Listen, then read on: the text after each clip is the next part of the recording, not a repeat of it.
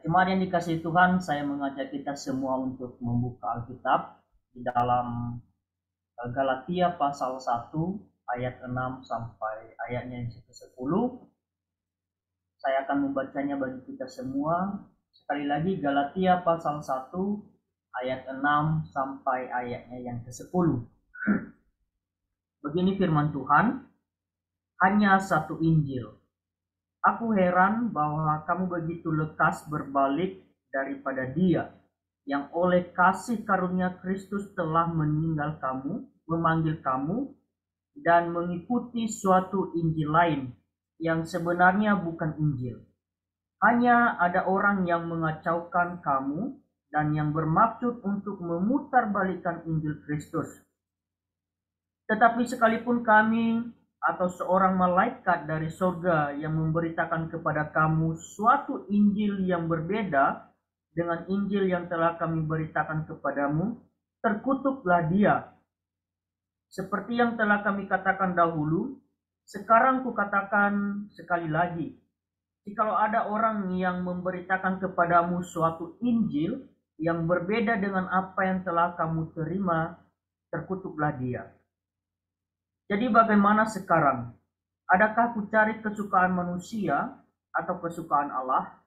Adakah ku coba berkenan kepada manusia? Sekiranya aku masih mau mencoba berkenan kepada manusia, maka aku bukanlah hamba Kristus. Jemaat yang dikasihi Tuhan, tema perenungan kita pada pagi hari ini yaitu Injil yang palsu. Sekali lagi, Injil yang palsu. Jemaat yang dikasihi Tuhan, kita hidup saat ini di dalam zaman di mana kita menemukan banyak pemalsuan-pemalsuan yang terjadi. Banyak barang-barang palsu yang kita temukan bahkan beredar di sekitar kita. Kita juga bahkan mungkin pernah tertipu karena membeli barang palsu yang awalnya ditawar bagi kita bahwa ini adalah barang yang asli atau original. Akan tetapi di dalam kenyataannya itu tidak original, KW istilahnya, KW1, KW2 dan segala macam. Nah, apabila tidak berhati-hati di dalam memeriksa dan juga mendapatkan barang yang ditawarkan itu, di dalam tawaran-tawaran itu, kita pasti dapat tertipu.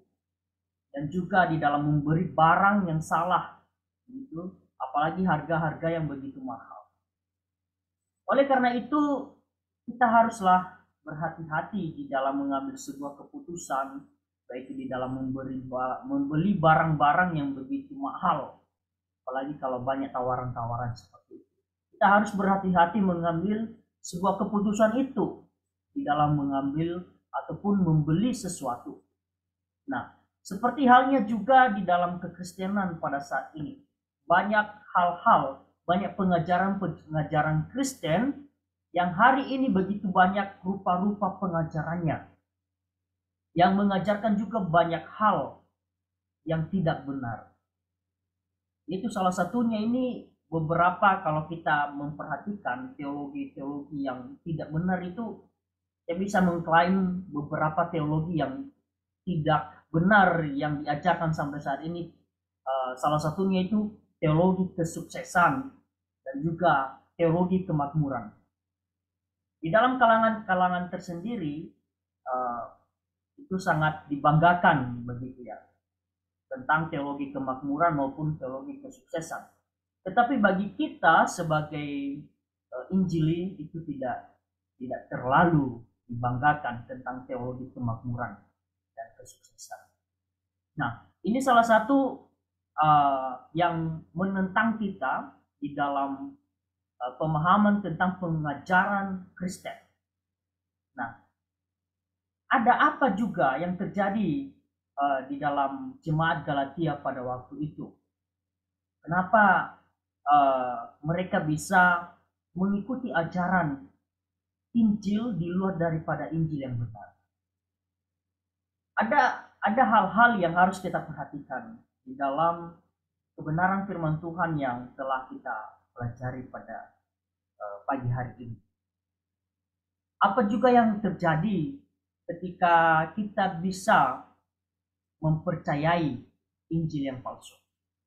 Apa yang terjadi? Berarti kita benar-benar tidak mengikuti ajaran yang benar, sehingga dengan secara mudah bagi kita sebagai anak-anak Tuhan itu bisa terjerumus di dalam Injil yang tidak benar.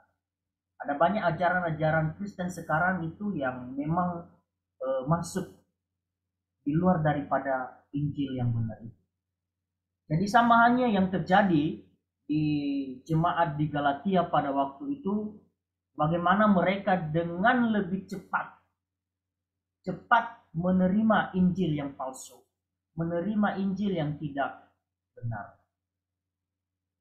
Jadi ini hal yang terjadi di dalam jemaat di Galatia. Ada pengajar-pengajar palsu yang mengajarkan Injil yang lain dan yang salah di tengah-tengah jemaat Tuhan.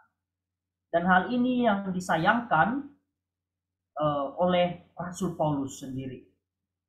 Bahwa mereka ketika mereka telah menerima Kristus di jemaat Galatia itu, karena Rasul Paulus telah menyampaikan dan juga mengabarkan Injil yang benar. Tetapi di sini kita melihat bagaimana Rasul Paulus itu begitu kecewa, begitu emosional secara penyampaian begitu. Bagaimana bisa jemaat yang telah menerima Kristus, menerima Injil yang benar itu, dengan lebih cepatnya mereka menerima Injil yang di luar dari Tuhan.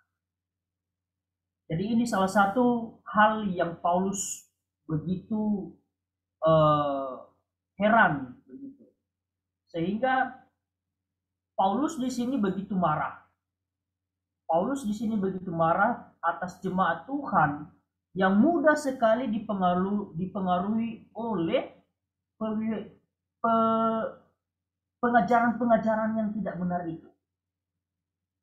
Jadi Injil yang benar bukan berbicara tentang seberapa meyakinkan berita itu disampaikan, tetapi Injil yang benar yaitu bagaimana kita benar-benar dinyatakan, bagaimana benar-benar kita menyatakan tentang Allah itu. Bagaimana kita atau Rasul Paulus itu menyampaikan tentang kedatangan, kelahiran, kematian, kebangkitan, dan kenaikan Yesus Kristus. Itulah Injil yang benar. Tetapi di sini kita melihat jemaat di Galatia itu begitu lebih cepat mengikuti ajaran-ajaran yang tidak benar. Jadi Rasul Paulus di sini dengan penuh kekecewaan dan emosional menyampaikan kepada jemaat di Galatia. Kalau kita perhatikan di dalam ayatnya yang ke-6, di situ dikatakan aku heran. Di dalam kata bahasa Yunaninya disebut thaumazo, atau dengan kata lain itu tidak habis pikir. Jadi di sini keheranan Rasul Paulus berhubungan dengan aspek waktu. Karena kenapa? Mereka berbalik itu dari kebenaran terlalu cepat. Seperti yang saya katakan tadi, terlalu cepat. Jadi aku heran. Jadi Rasul Paulus di sini begitu heran bagaimana jemaat di Galatia yang telah mengenal Kristus sebelumnya terlalu cepat bagi mereka di dalam mengenal Injil yang tidak benar. Jadi kata begitu lekas kalau kita perhatikan selanjutnya yang memiliki pengertian begitu cepat. Jadi kecepatan ini berkaitan dengan jarak pertobatan mereka dari awalnya pertobatan mereka telah mengenal Kristus ke kesesatan begitu ya. Dari pertobatan yang telah mengenal Kristus ke kesesatan yang memang benar-benar tidak di luar daripada Injil Kristus. Jadi di sini sudah masuk guru-guru palsu yang dapat menyesatkan mereka begitu cepat. Sehingga jemaat di Galatia pada waktu itu begitu mudahnya terdoktrinasi akan ajaran-ajaran yang tidak benar itu. Dan mereka juga benar-benar meninggalkan Injil yang benar. Apa yang terjadi jemaat yang dikasihi Tuhan? ya kita bisa menemukan juga Injil yang mirip-mirip yang kita dengar selama ini sesuai dengan kebenaran firman Tuhan. Ini juga menyiratkan bagi bangsa Israel pada waktu itu ketika mereka jauh dari Tuhan. Di mana bangsa Israel pada waktu itu juga baru saja mereka mengikat perjanjian dengan Allah di Gunung Sinai. Mereka juga begitu cepat jatuh pada penyembahan-penyembahan berhala. Jadi sama halnya juga di dunia ini, kalau kita menemukan di luar sana juga banyak ajaran-ajaran yang menyimpang, yang tidak sesuai dengan Injil Kristus yang sebenarnya. Ada banyak hal ajaran-ajaran yang benar-benar yang mungkin sebagai orang-orang awam yang masih belum terlalu paham tentang Injil bisa saja terdoktrinasi dengan cepat dengan mengikuti ajaran yang tidak benar. Cuma yang dikasih Tuhan dengan mempercayai Injil yang lain, berarti juga mereka bukan hanya meninggalkan Injil yang benar, akan tetapi benar-benar juga meninggalkan Allah yang benar itu. Jadi dari sini kita melihat bahwa meninggalkan ajaran yang benar dan Allah yang memang tidak terpisahkan di dalamnya. Karena kalau kita meninggalkan Injil yang benar, sama halnya juga kita meninggalkan Allah yang benar dan mengikuti Injil yang salah, sehingga kita bisa mengikuti Allah-Allah yang tidak benar. Jadi ini yang terjadi di jemaat Galatia. Ini sebuah hal juga tantangan bagi kita sebagai orang-orang Kristen di dunia ini, kita masih ada di dunia ini. Jadi bagaimana juga kita bisa mengetahui bahwa itu adalah Injil yang palsu atau Injil yang benar. Jadi ada beberapa hal yang kita pelajari pada pagi hari ini. Bagaimana kita bisa mengetahui bahwa itu yang disampaikan oleh orang-orang selain dari Rasul Paulus dan para rasul pada waktu itu adalah Injil yang palsu. Ada beberapa hal yang kita pelajari dan beberapa hal yang kita perhatikan. Kalau kita perhatikan yang pertama di dalam ayat 7b, di situ dikatakan menimbulkan kekacauan. Ya, di sana dikatakan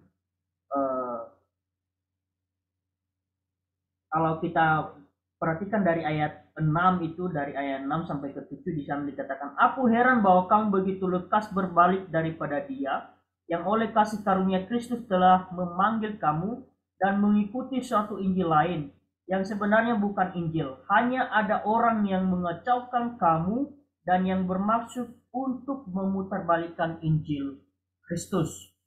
Jadi di sini ada menimbulkan sebuah kekacauan di dalam menerima Injil itu. Jadi kata ini juga muncul beberapa kalimat di dalam Galatia ini. Jadi jemaat yang dikasihi Tuhan, kalau kita perhatikan di dalam teks yang telah kita pelajari ini, bahwa sebenarnya di situ ada Injil lain selain Injil yang telah diberitakan oleh Rasul Paulus sebelumnya. Jadi di sini menimbulkan sebuah kekacauan yang benar-benar tidak habis pikir oleh Rasul Paulus sendiri. Jadi ajaran yang benar seharusnya itu menghasilkan gaya hidup yang benar juga, bukan menghasilkan gaya hidup yang tidak benar. Jadi ini sesuatu hal yang membuat Rasul Paulus itu marah bagi mereka, karena mereka itu mengacaukan, menimbulkan sebuah kekacauan di dalam pengajaran yang telah diberitakan kepada mereka. Jadi jemaat yang dikasihi Tuhan, apa yang dihasilkan oleh para pengajar sesat di Galatia pada waktu itu hanyalah sebuah kekacauan yang terjadi. Dan pertikaian di dalam jemaat menjadi titik terletaknya. Karena itu Paulus memberikan sebuah nasihat kepada mereka. Di dalam ayat 5, ayat 15 di sana dikatakan, tetapi jikalau kamu saling menggigit dan saling menelan, awaslah supaya jangan kamu saling membinasakan. Karena ketika Rasul Paulus ini sudah begitu marah bagi mereka, dia juga menasihati mereka bahwa jika kamu saling menggigit dan saling menelan, awaslah supaya kamu jangan saling membinasakan. Ini hal-hal yang membuat Rasul Paulus itu begitu marah karena menimbulkan sebuah kekacauan di dalam Injil yang benar itu. Dan yang kedua, yaitu memutarbalikkan Injil Kristus. Di dalam ayat ke-7 tadi, di bagian B itu, di sana dikatakan, hanya ada orang yang mengacaukan kamu dan yang memaksud untuk memutarbalikkan Injil. Jadi kata memutarbalikkan di sini begitu konsisten di dalam pengkalimatannya. Karena di dalam versi-versi lain pun di situ dikatakan membelokkan ataupun menyelewengkan dari Injil yang asli ke Injil yang palsu begitu. Jadi menyiratkan sebuah kontras atau sebuah pertentangan di dalam teks ini, di dalam bacaan yang telah kita baca pada pagi hari. Jadi jemaat dengan cepat menerima juga dan dikacaukan karena mungkin pengajaran ini memiliki beberapa kemiripan di dalam ajaran yang telah diajarkan oleh Rasul Paulus. Ada beberapa kemiripan yang mereka terima dengan pengajaran yang di mana Rasul Paulus ajarkan dengan pengajaran yang mereka terima barusan begitu. Namun sesuatu yang mirip juga itu bukanlah sesuatu yang asli. Sesuatu yang agak jelas, yang agak salah itu jelaslah bukanlah sesuatu yang benar. Jadi ketika kita juga sebagai orang Kristen menerima ajaran-ajaran yang agak sedikit menyeleweng dari firman Tuhan, kita mungkin juga pastinya tidak sembarangan menerima karena memang kita ini terlahir dari kantong-kantong Kristen dan pastinya sedikit-sedikit kita bisa mengenal, memahami tentang Injil yang benar. Jadi ketika ada Injil di luar daripada Injil yang benar itu pun kita pasti berpikir dan juga tidak sembarangan bagi kita sebagai orang-orang Kristen untuk bisa menerima Injil yang palsu. Jadi jemaat yang dikasihi Tuhan, memang sebuah tantangan bagi Rasul Paulus pada waktu itu untuk menyampaikan hal ini kepada jemaat di Galatia. Agar apa? Agar mereka bisa kembali lagi mengikuti jalan yang benar itu. Tidak mengikuti jalan yang sesat. Tidak mengikuti ajaran-ajaran yang palsu. Ini sesuatu hal yang Rasul Paulus beritakan bagi mereka, dan dengan begitu tegas dan secara emosional juga di dalam teks yang kita baca ini, kalau kita siratkan itu secara emosional juga dia menyampaikan kepada jemaat yang ada di Galatia. Jadi jemaat yang dikasihi Tuhan, di dalam hal ini pun Rasul Paulus itu begitu lebih dalam lagi menegaskan bagi mereka. Di situ dia dikatakan di ayat 8 dan di ayat ke-9 bisa dikatakan, tetapi sekalipun kami atau seorang malaikat dari surga yang memberitakan kepada kamu suatu Injil yang berbeda dengan Injil yang telah kami beritakan kepadamu, terkutuklah dia. Dan di ayat 9, seperti yang telah kami katakan dahulu, sekarang kukatakan sekali lagi, jikalau ada orang yang memberitakan kepadamu suatu Injil yang berbeda dengan apa yang telah kamu terima, terkutuklah dia. Jadi di sini begitu tegas Rasul Paulus menyampaikan kepada jemaat di Galatia.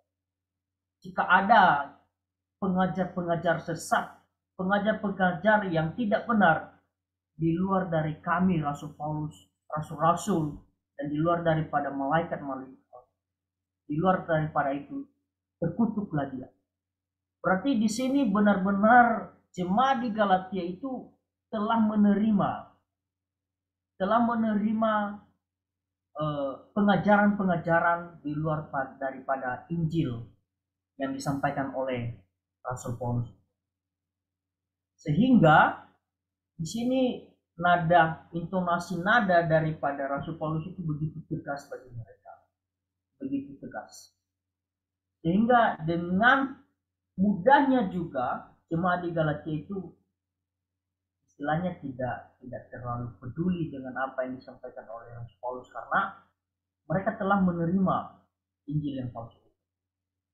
Mereka seakan-akan hanya sebatas mendengarkan pernyataan dari Rasul Paulus dengan kekecewaan, sedangkan mereka ini sudah menerima ajaran yang di luar daripada Injil yang benar. Jadi jemaat yang dikasihi Tuhan, ini hal-hal yang ditegaskan bagi Rasul Paulus kepada jemaat yang ada di Galatia pada waktu itu. Dan yang ketiga yang kita pelajari yaitu menyenangkan hati manusia di dalam bagian ayatnya yang 10. Jadi bagian ini juga merupakan upaya Paulus untuk dapat membela diri. Karena memang ajaran Paulus tentang keselamatan itu berdasarkan anugerah Allah sering disalah mengerti oleh jemaat di Galatia pada waktu itu. Apalagi orang-orang Yahudi yang benar-benar belum percaya kepada Tuhan. Mereka menganggap bahwa ajaran ini menawarkan kemudahan dan juga kenyamanan bagi manusia.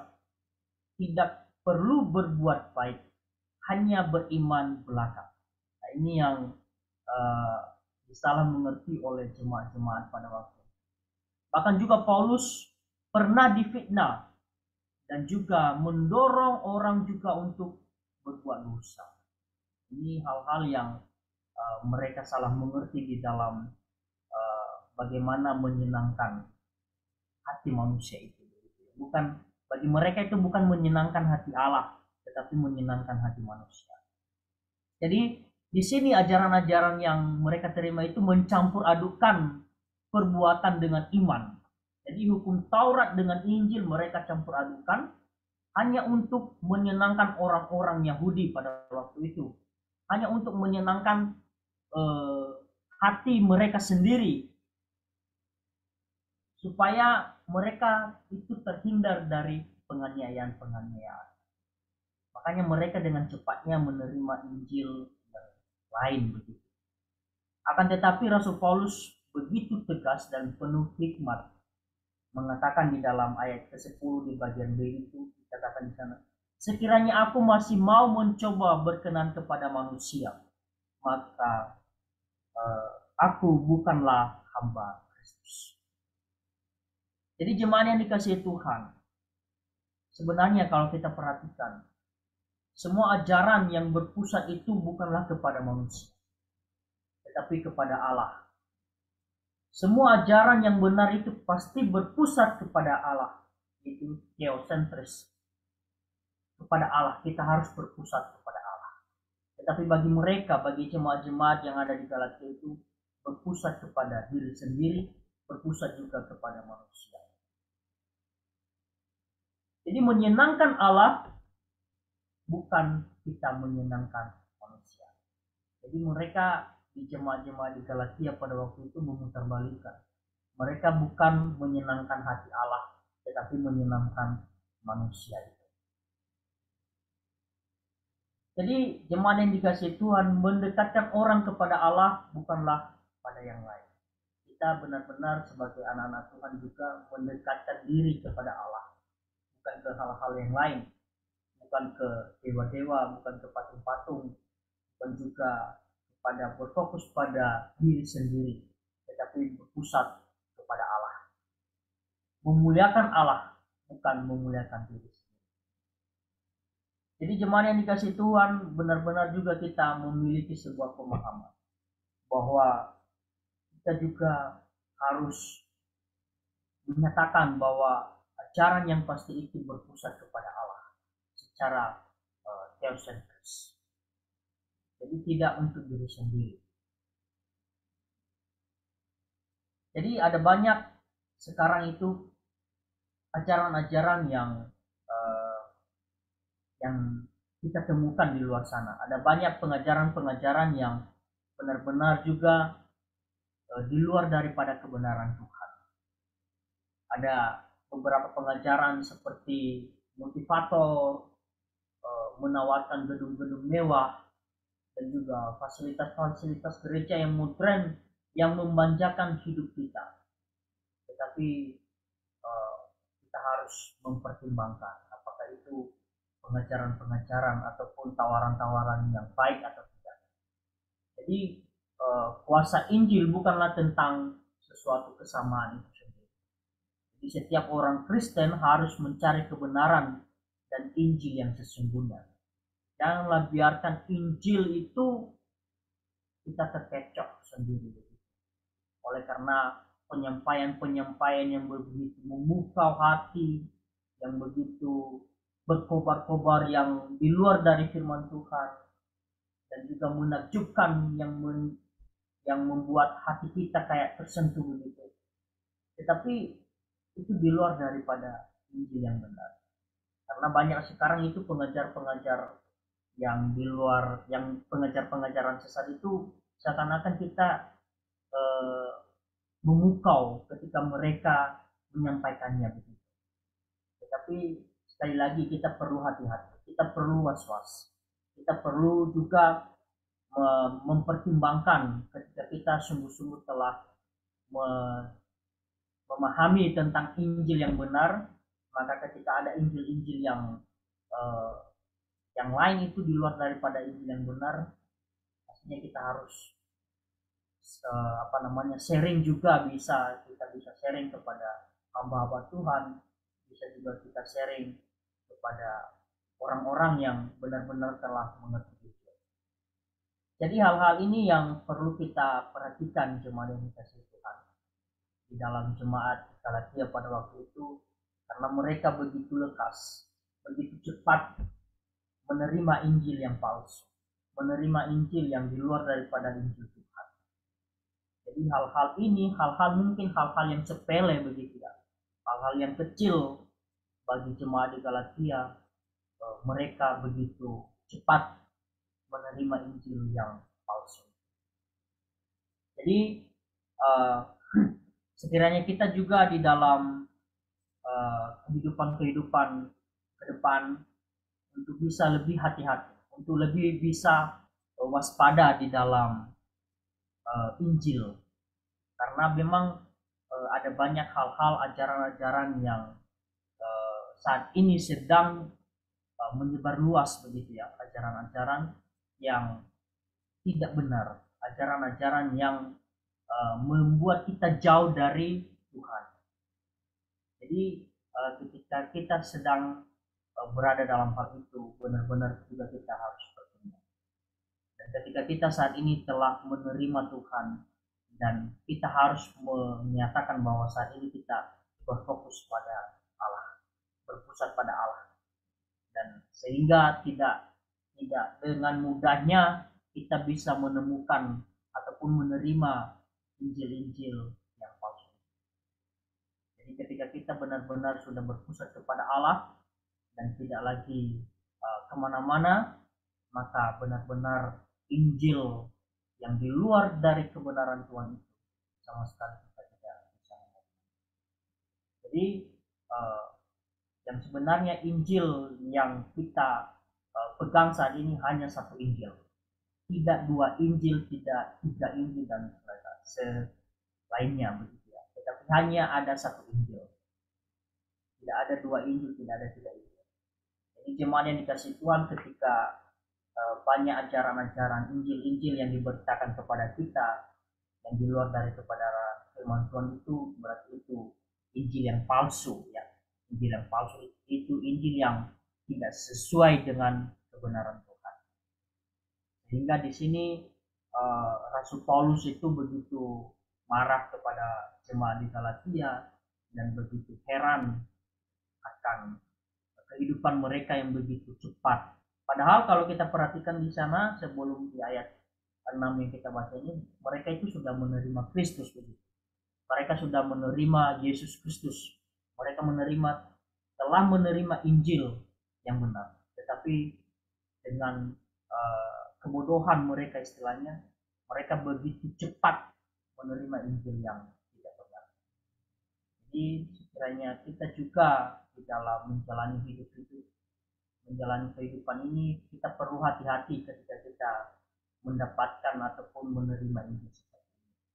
Kita harus benar-benar memahami, dan juga kita tidak begitu mudah dan begitu cepat berbalik dari Injil yang benar. Kiranya firman Tuhan ini dapat menolong kita, dapat mengingatkan kita kembali bahwa Injil itu hanya ada satu.